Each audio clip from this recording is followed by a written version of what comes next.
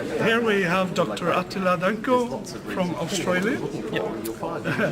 And we are talking about snus, and we are at the Global Forum on Nicotine. So what's your experience of snus?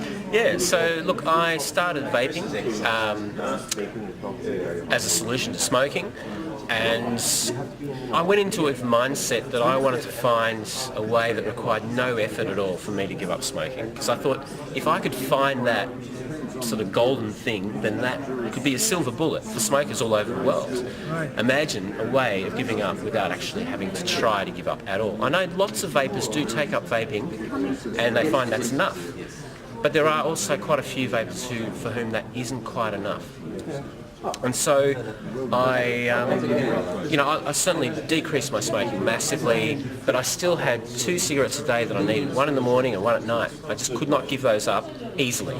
I could have made a concerted effort, but I decided, no, I'll just try and find, try different e-liquids, different devices, but nothing really worked. And I was reading about the minor alkaloids in tobacco and that they may have a role in the whole experience that a smoker has in terms of the chemicals that go in the brain and the experience that they have, and that perhaps snus would offer a solution where vaping alone didn't. And so, anyway, I ordered some snus. I also ordered some bits of snuff. And double cocktail. Yeah.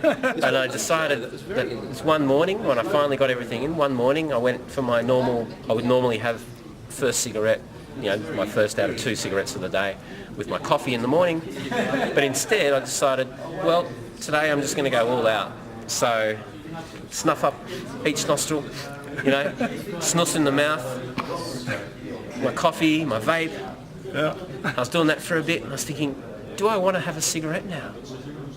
I was thinking, no, this is enough. Yeah. I'm good.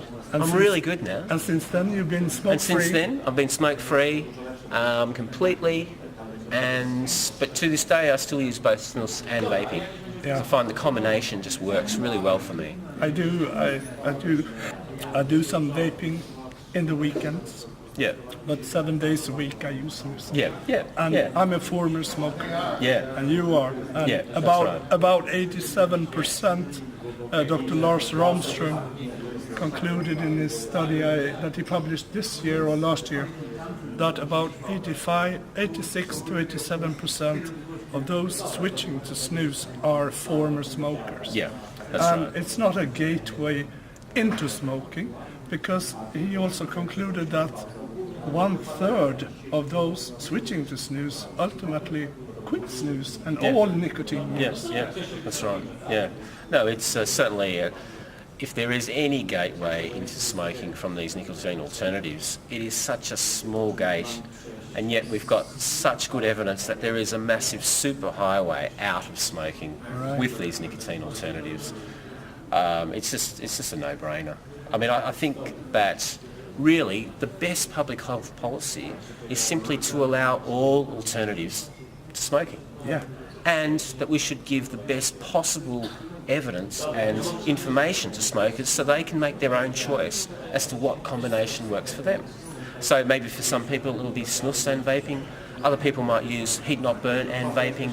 I think that it's great to actually get the differentials of evidence and as to which ones are maybe a little less harmful, a little more harmful, because then, instead of people saying, it just has to be vaping, or it has to be snus, or it has to be heat not burn, you might find a lot of people who fail on vaping to give up entirely.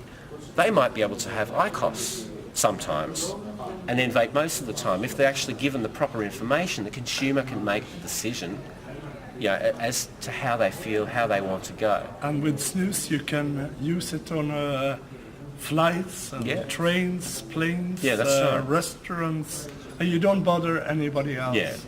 So you have a combination of things that can suit different people at different times. The same person at different times may use different products. And that's just such a... That would be my vision for public health for the future. I'm curious, what do you have to say?